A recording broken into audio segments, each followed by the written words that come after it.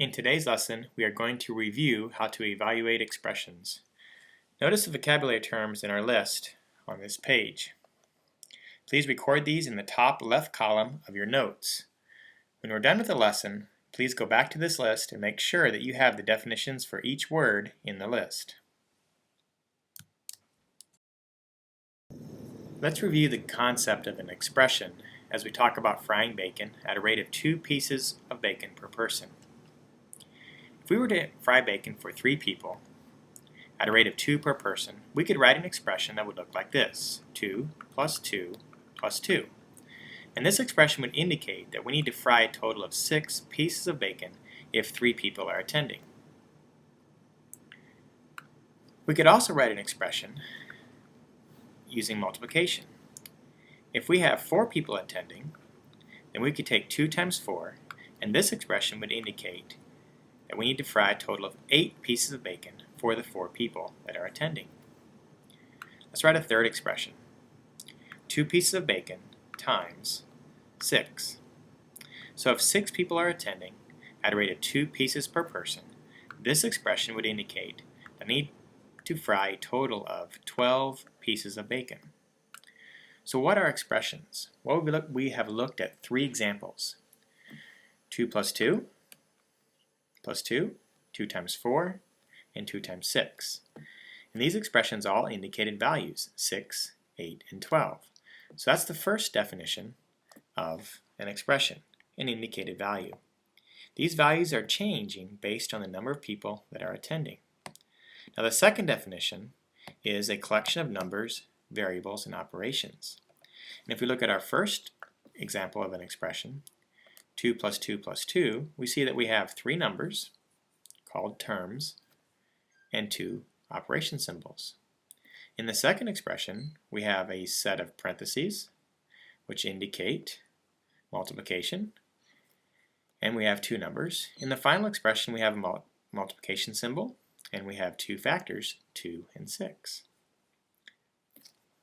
Notice that the number of people that were attending changed or varied. And that tells us that we could replace the number of people that are attending with the letter X. Now you might recall that the letter X, or A, or B is called a variable. And variables simply represent numbers. So in this case, because the number of people that we're cooking bacon for is changing, we can represent that number with a variable. So if we write the number of bacon pieces per person in the front, we have an algebraic expression that tells us how many pieces of bacon we need to cook for any number of people that are attending. So if 10 people are attending, then the expression would be 2 times 10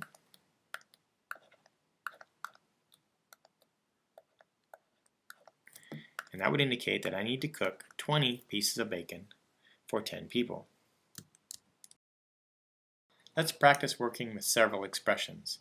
In this case, we are going to evaluate or find the indicated value for expressions when n equals 4. Our first expression is 24 plus n. The first step in working expressions like this is to copy the original expression down. So write down 24 plus n on your papers. Then, on the next line, replace the variable with a set of parentheses. Inside the parentheses, we place the value of n, in this case 4. So now we see that we are adding 24 plus 4 to get the indicated value, 28. So the sum, 28, is the indicated value of 24 plus n when n is 4. Now, you should know that when you're adding 2 numbers,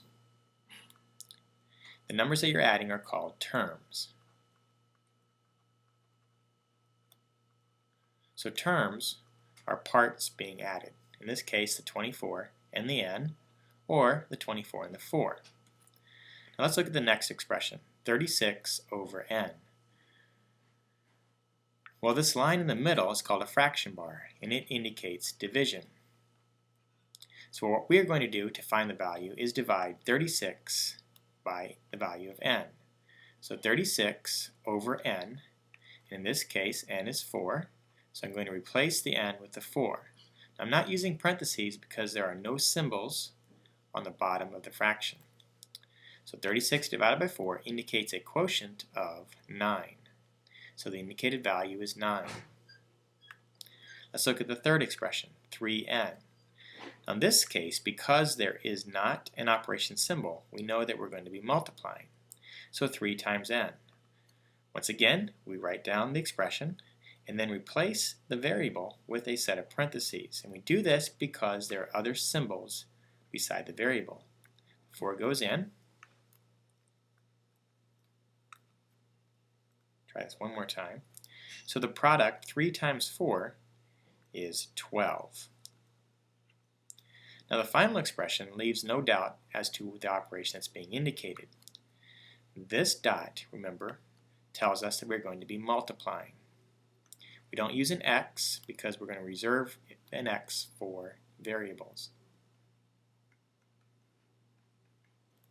So once again, on the second line, we replace the variable with a set of parentheses. Inside the parentheses, we place the value of 4. And so the product 80 is the indicated value. Make sure that you show all work, just like I've done in my example, so that we can see how you went from the original expression to the indicated value. Look at another example of an expression. In this case, exponential expressions. Now these expressions are called powers. And powers are simply expressions that indicate repeated multiplication. Now the power has several parts. The first part is called the base. The base in this case is the 3. And that's the fact that it's being repeated.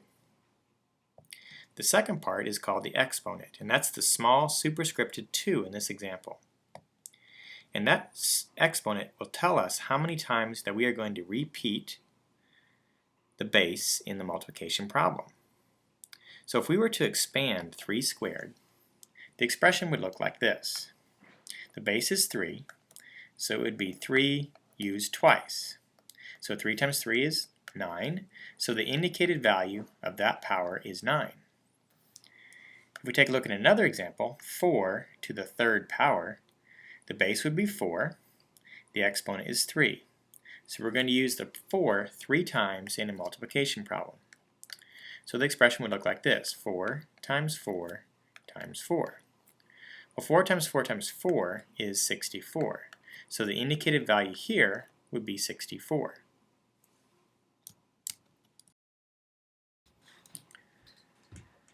Let's evaluate an expression for several given values of x. In this case, we're going to evaluate x to the third power.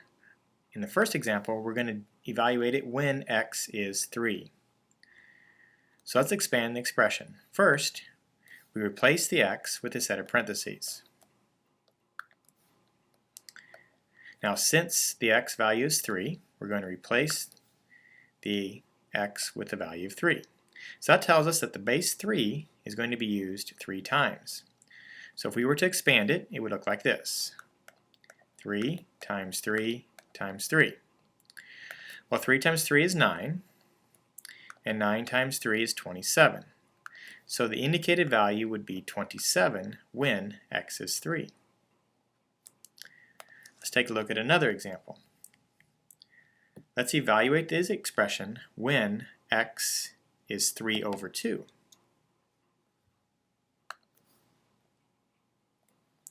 So once again, we write down the original expression, x cubed.